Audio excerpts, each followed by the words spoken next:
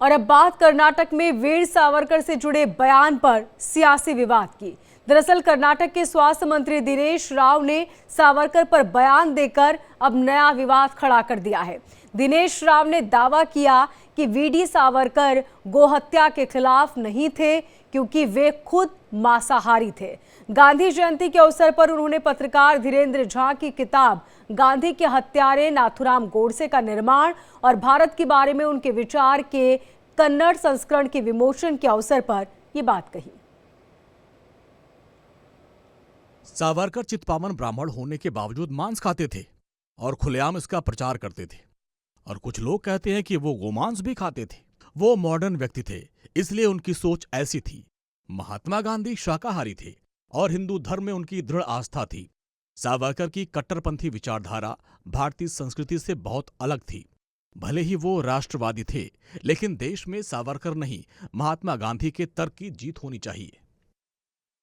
उन्होंने एक दुष्प्रचार फैलाने की कोशिश की कि स्वतंत्र वीर सावरकर जी गौ मांस खाते थे।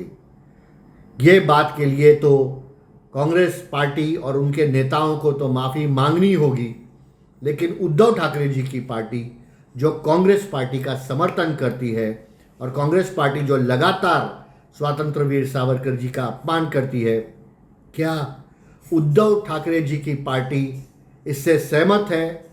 सावरकर जी के अपमान से सहमत है? ये जवाब उद्धव ठाकरे जी के पार्टी को सभी हिंदुओं को देना होगा और उद्धव ठाकरे जी के पार्टी को भी माफ़ी मांगनी होगी। तो सावरकर पर विवादित बयान देकर जमकर बवाल होने लगा। राव ने इसके बाद एक्स पर पोस्ट कर कहा कि सच बोलने के लिए खेद है, एक बार फिर सच बोलने के लिए क्षमा करें।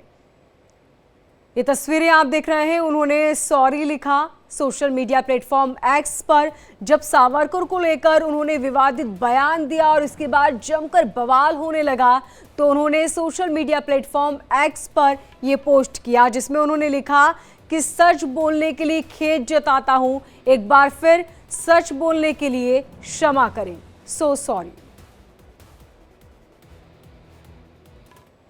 कर्नाटक से महाराष्ट्र और दिल्ली तक सियासी तकरार लगातार जारी। जहां बीजेपी कांग्रेस पर हमलावर है, तो वहीं कांग्रेस भी सियासी तीर लेकर निशाना साध रही है। देखो, ये ऐसे अज्ञानियों का जो ज्ञान है वो इस बात का प्रतीक है, इस बात का प्रमाण है कि इनका मानसिक संतुलन बिगड़ गया है।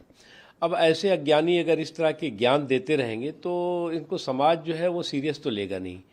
और जिस राज्य में ये हैं और जिस राज्य के लोगों ने जनादेश दे करके इनको जिम्मेदारी दी है, उसमें इस तरह के अज्ञानता भरे ज्ञान देंगे तो उनके लिए तो सबसे अच्छा कोई अच्छा मानसिक संतुलन केंद्र है जहाँ पर जाकर ठीक हों और ज्ञान लें और देश के बारे में और देश से जुड़े हुए महापुरुषों के बारे में ज्ञान लें, ना कि जो है वो उन देश के बंटवारा करने वाले लोगों का महिमा मंडप करें।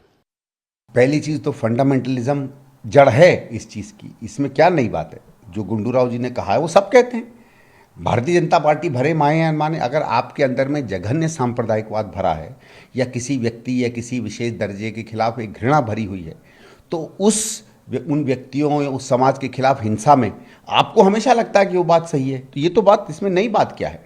और जब सावरकर ने अपनी किताब में, हिंदुत्व के वाली किताब में ये लिखा था कि केवल हिंदू ही इस देश के प्रथम नागरिक हैं, बाकी सब नहीं हैं, और कई कई जगहों में कुछ संप्रदाय के लोगों के खिलाफ घृणा की बात कही थी, तो उससे भी ये बात निकल कर आती है ना कि भाई आप किसी समुदाय या किसी संप्रदाय या किसी पहचान के लोगों के खिलाफ घृणा पैदा कर रहे हैं, तो उससे स्वाभाविक है कई बार इस तरीके का सांप्रदायिकवाद निकलेगा। इसमें नई बात क्या है। भारतीय जनता पार्टी इससे इतनी परेशान क्यों हो रही है?